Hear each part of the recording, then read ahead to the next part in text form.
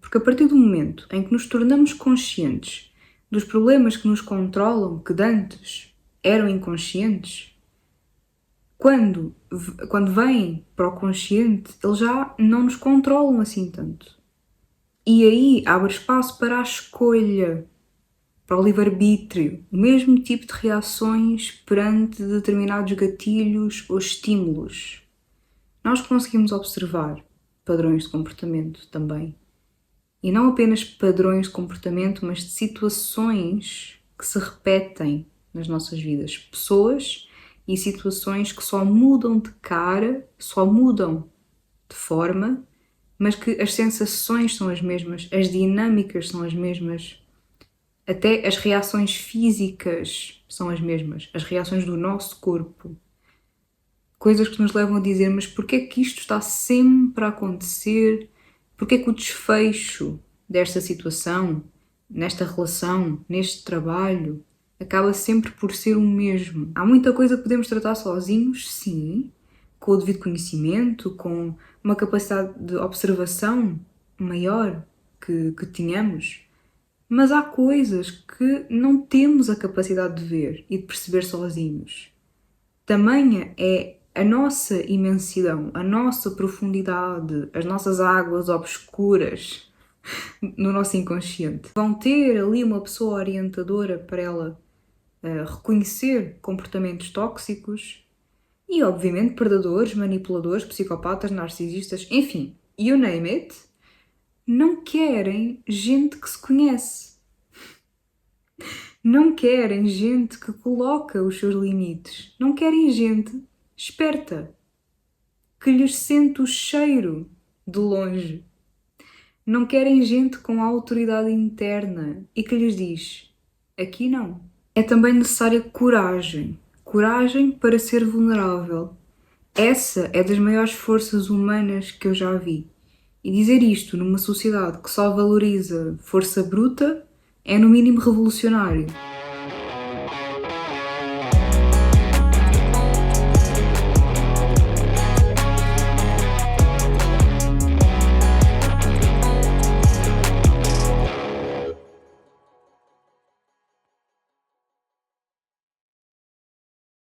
Será que quando crescemos e nos tornamos adultos, tínhamos nós 20, 30, 40, 50, 60 anos, ou seja lá que idade for, as coisas que possam ter acontecido quando éramos crianças ou na nossa adolescência, será que elas simplesmente viram pó? Na verdade, nós continuamos a ser essas crianças que apenas vão fazendo aniversários e envelhecendo. Nós continuamos a ter em nós coisas do passado, experiências que a nossa percepção guardou e interpretou de determinada forma. Experiências difíceis, vários conflitos, injustiças, exemplos negativos, experiências negativas e todo o tipo de coisa que acontece ano após ano. Traumas, situações complicadas, nada desaparece. Nem mesmo situações mais simples que o nosso cérebro em algum momento interpretou como uma ameaça. Nada desaparece completamente. Nada vira pó, só por já estar no passado, ainda que assim pareça. Afinal, a nossa mente consciente distrai-se com aquilo que se passa agora na nossa vida, com aquilo que a nossa vida demanda agora, com as coisas novas, como é natural. Pelo menos na maior parte do tempo. Claro que memórias mais fortes, elas vão ressurgindo, mas grande parte das coisas não ressurgem assim tão facilmente na memória, a não ser de vez em quando, em algum momento, que provoca algum gatilho ou mesmo de alguma maneira simbólica nos nossos sonhos. Como é que toda essa tralha de acontecimentos, experiências, impactos, maneiras pelas quais o mundo se apresentou para nós, enquanto seres frágeis e ainda em desenvolvimento, Como é que tudo isso se processa dentro de nós? Para onde é que essa coisada toda vai parar? Será que passa simplesmente, como nós gostamos de pensar? Será que as coisas mais densas se superam só com o tempo ou com alguma frase superficial de uma suposta superação? Eu diria que os nossos sonhos podem ser pistas de como esse conjunto de experiências marcantes ainda subsiste quando as coisas não são reconhecidas, percebidas, trabalhadas em terapia, e mesmo quando são, a linguagem do nosso inconsciente vem muito através de símbolos. Não é que a terapia ou o nosso trabalho interno vá passar um laser e exterminar tudo isso, porque as coisas não se eliminam assim, mas sim elas são transformadas. A perspectiva em relação àquilo muda, o peso daquilo, daquela situação, sai. A maneira como olhamos para aquilo transforma-se, altera-se. Aquilo pode ainda estar lá ou fazer parte de uma memória passada, mas aquilo já não tem poder sobre nós. Nós não temos um botão de delete. Então, os nossos processos internos são sobre isso. Como eu dizia, as coisas não se evaporam, as coisas transformam-se em outras coisas, digamos assim. Quando passamos por certas situações complicadas ou que nos marcaram negativamente, não basta pensar positivo sobre isso. Ou dizer, pronto, já passou. Porque isso está no mental, no consciente, na nossa vontade de estar bem e de que as coisas passem como é natural. Só que traumas, situações difíceis, coisas que nos marcaram de uma forma mais profunda e fizeram sentir emoções negativas intensas, seja dor, raiva, tristeza profunda, medo, pânico, alguma sensação negativa nociva, isso não passa assim. Isso vai para o nosso inconsciente, um lugar da nossa mente onde só temos acesso com o devido conhecimento sobre isso, com terapia, com alguém que nos guie até ele. Embora ele, o inconsciente, tenha as suas formas de se manifestar, como alguns exemplos, desenvolver certas crenças limitantes em relação a certas coisas, ter bloqueios, ter pânico em certas situações onde na prática não haveria uma razão lógica para esse pânico. Ou aqueles exemplos clássicos de achar que nenhum homem presta, nenhuma mulher presta. Esse tipo de crenças limitantes ou ter uma reação exagerada em relação a algo que no fundo seria simples de resolver, mas que para nós foi um gatilho que desencadeou uma overreaction, porque já vem de um conjunto de situações recalcadas e não resolvidas. Ressentimentos, pessoas que guardam muita coisa durante anos e anos, que ficam a remoer situações que não as resolvem, podem desenvolver certos tipos de problemas, até psicológicos, certos tipos de comportamentos até neuróticos, psicóticos. E de tal forma, é uma alteração completa da realidade maior das coisas, de tal forma que a percepção delas, da realidade, se baseou tanto nas suas interpretações manchadas pelo ressentimento em relação a alguém, que as coisas começam a ficar com um falso senso da realidade, uma falta de um contexto maior, de ir além. Reações. A reatividade, ela é impulsiva.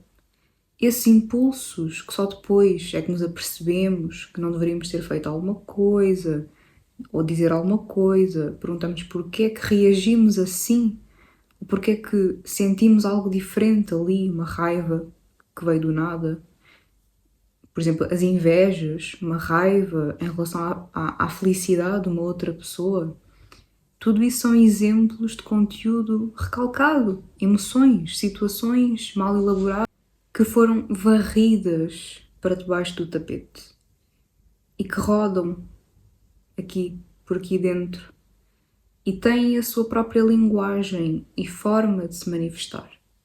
A comunicação do nosso inconsciente não é lógica, não é racional, porque estamos a falar de conteúdo que foi recalcado, de emoções recalcadas. Essa coisa de não se permitir sentir as coisas. Eu tinha essa mania de reprimir as emoções. A própria sociedade encoraja esse tipo de comportamento, especialmente nos homens. Eu vejo a linguagem do nosso inconsciente como algo altamente simbólico. O mesmo tipo de reações perante determinados gatilhos ou estímulos. Nós conseguimos observar padrões de comportamento também. E não apenas padrões de comportamento, mas de situações que se repetem nas nossas vidas. Pessoas e situações que só mudam de cara, só mudam de forma, mas que as sensações são as mesmas, as dinâmicas são as mesmas. Até as reações físicas são as mesmas, as reações do nosso corpo. Coisas que nos levam a dizer, mas porquê é que isto está sempre a acontecer? Porquê é que o desfecho desta situação, nesta relação, neste trabalho, acaba sempre por ser o mesmo? Porquê é que voltamos a assumir certas posturas que não sabemos porquê é que adotamos? Porquê é que voltamos a colocar-nos nos mesmos papéis? Nada acontece ao acaso. Eu convido-vos a repensar sobre o que nos é ensinado, o que aprendemos, o que achamos sobre o acaso.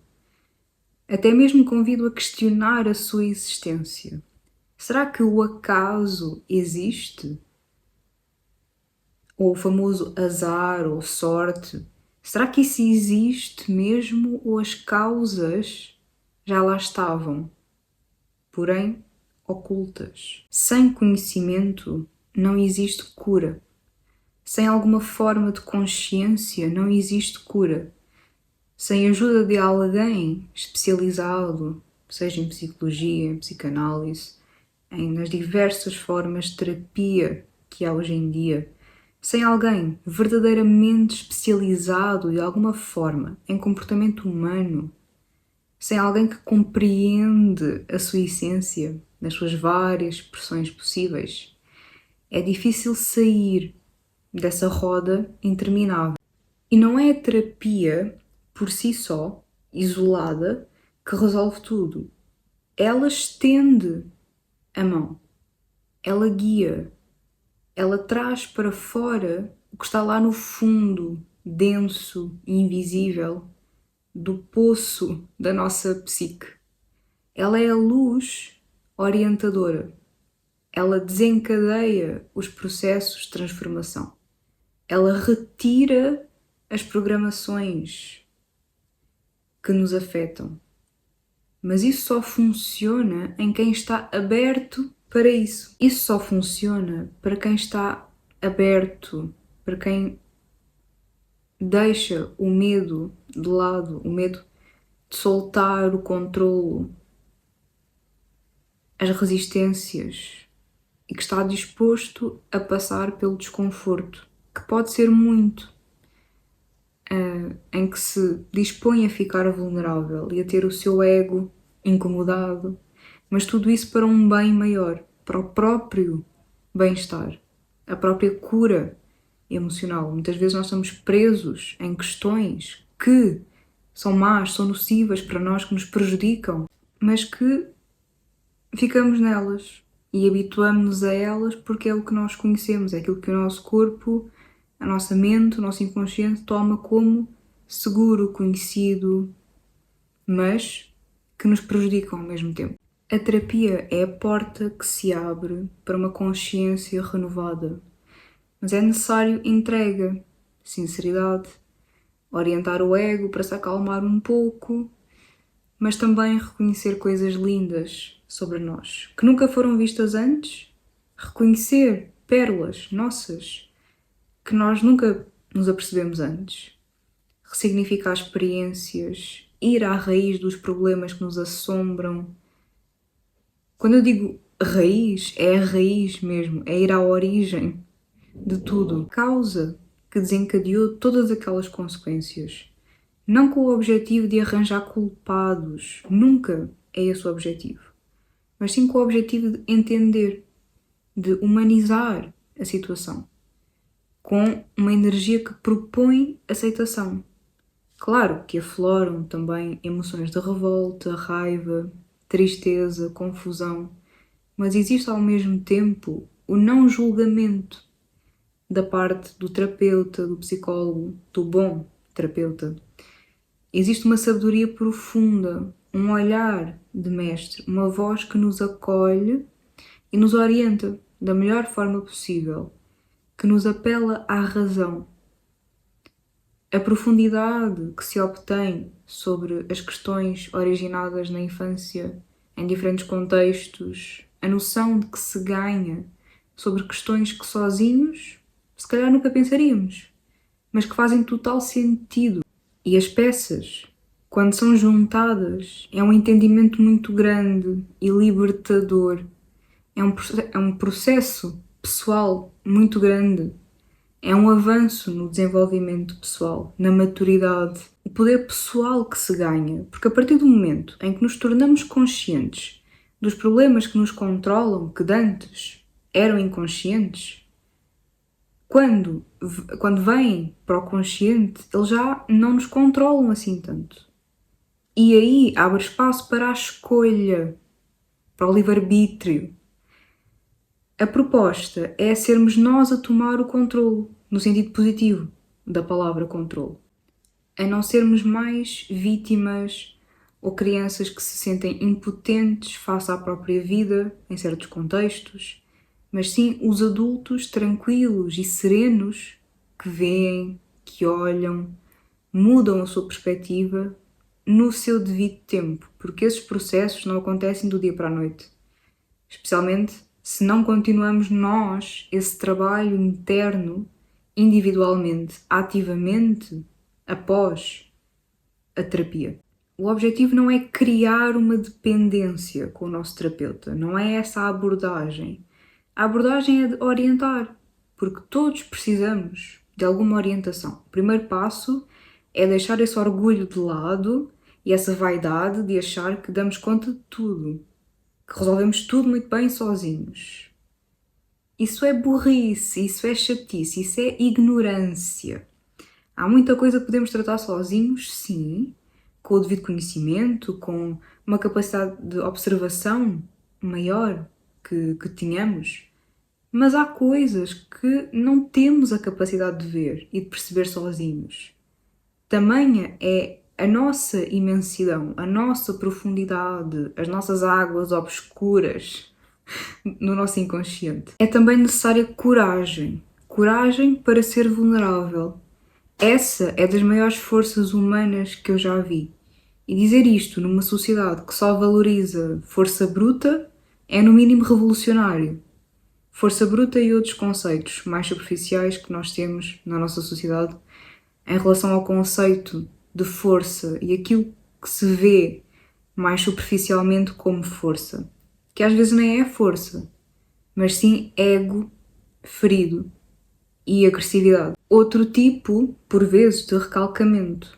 Uma agressividade pode querer esconder uma fraqueza muito grande, onde a pessoa não tem estabilidade interna e tem uma insegurança muito grande, recalcada, que ela não aceita, que ela não olha e precisa performar uma imagem de Rottweiler raivoso para assustar uma potencial ameaça.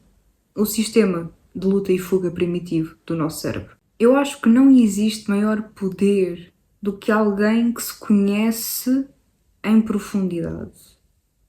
Uma pessoa que está nesse caminho e que percebe em profundidade de comportamento humano, seja porque estudou academicamente, que se formou na área, seja porque aprende, estuda sozinho, lê, reflete, aprende, conversa com pessoas da área, aprende na terapia, observa a própria vida e vê as coisas a acontecerem na prática, à sua volta, no mundo e aplica na própria vida esse conhecimento.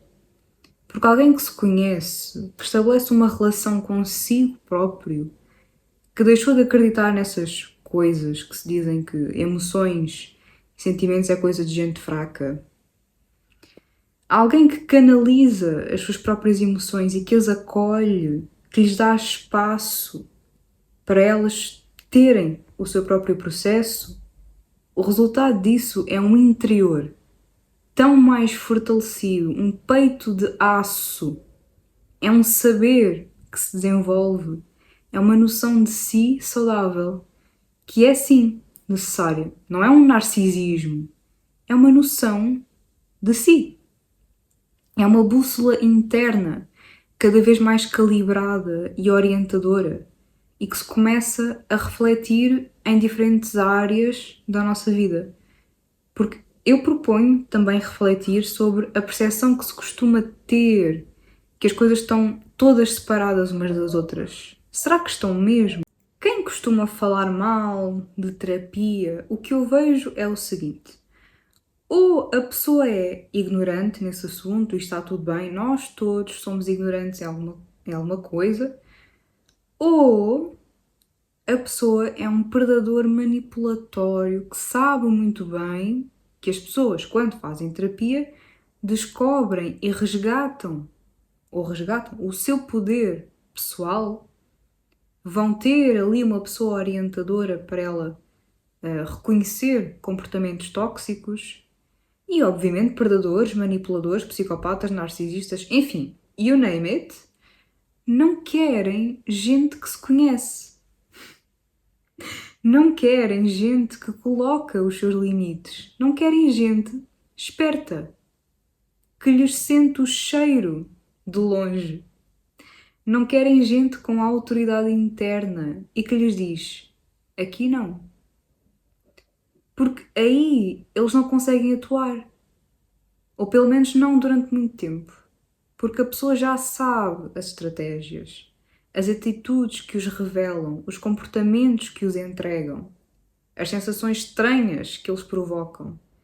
Eles sabem que ali não vão ter sucesso com as suas manipulaçõezinhas. Então, um dos melhores conselhos que alguém vos pode dar nesta vida é: fujam de pessoas que falam mal de terapia, de psicologia, enfim, eduquem-se, estudem, procurem saber por vocês mesmos e se virem alguém assim, podem tentar educá-las, mas nem sempre vale a pena. Há pessoas que ficam presas nas suas convicções e depois não vale a pena. Eu sei que é triste, especialmente quando são pessoas, no fundo, são pessoas de bem, mas nós não nos podemos responsabilizar e muito menos querer impor algo a alguém que não quer, que não está disponível para receber esse conhecimento. Eu diria que quebrar padrões emocionais, inconscientes, padrões geracionais, é dos trabalhos mais corajosos, mais complexos e mais desconhecidos que existe. E dos mais invisíveis até. Porque isso acontece no interior. Não há sinais no exterior, a não ser os resultados desse trabalho interno posteriormente. Quando as pessoas de repente acham que a pessoa, do nada, fulana mudou, do nada deu sorte, do nada ela conheceu uma boa pessoa, teve sorte. Não é bem assim. Eu diria que muitas vezes não é que tenha sido sorte, ou do nada a pessoa mudou. É que durante muito tempo houve um processo silencioso e intenso e que é para ser assim mesmo. Isso não é algo para se andar a dizer por aí ou a comentar durante esse processo, de estar a lidar com isso. São coisas íntimas. São coisas que só dizem respeito à própria pessoa. O que daí resultou? Pode sim vir a ser partilhado na forma de alguma ajuda ou algo do género, se a pessoa quiser. O nosso ego não vai gostar de muita coisa. De outras, até pode ser que sim, que ele goste quando descobrimos coisas boas. É desbravar o desconhecido. E isso é algo que a gente sabe que o ser humano tem medo. Medo do desconhecido. Mesmo que esse desconhecido habite em nós. Há muita coisa em nós que desconhecemos. Mas isso não é para se ter medo ou para criar uma resistência. Isso é olhar para a realidade. Não é tudo flores e coisas maravilhosas. É um mar desconhecido, com altos e baixos, com zonas turvas e que nos pede entrega. Mas os frutos de um bom trabalho interno são insubstituíveis. As recompensas, digamos assim, são ouro. São uma sensação de segurança interna, uma consciência de si. A gente cura aquelas coisas que se metem na cabeça, como crenças de dependência emocional. A quantidade de pessoas que não consegue superar uma pessoa, ainda por cima tóxica, muitas vezes, que não a valoriza, que volta e meia aquela pessoa volta. A carência em relação àquela pessoa volta constantemente. Porquê que ela volta? Porque não foi vista, porque não se foi à raiz do conflito que gerou essa dependência e projeta naquela pessoa. E às vezes é muita coisa, às vezes são crenças sobre aquelas coisas, a metade da laranja, que a pessoa para existir precisa de ter alguém. Depois são expectativas sociais sobre relacionamentos, a fazer pressão psicológica, familiares, com determinadas formas mais antiquadas de pensar, faz parte. Depois, é a própria pessoa que, no fundo, ainda não se valoriza, porque nunca aprendeu a fazê-lo. E então atrai, de uma certa forma, constantemente pessoas que também não a valorizam. A verdade é que não dá para viver bem, sem este conhecimento, sem autoconhecimento e sem passar pela terapia assim que houver oportunidade.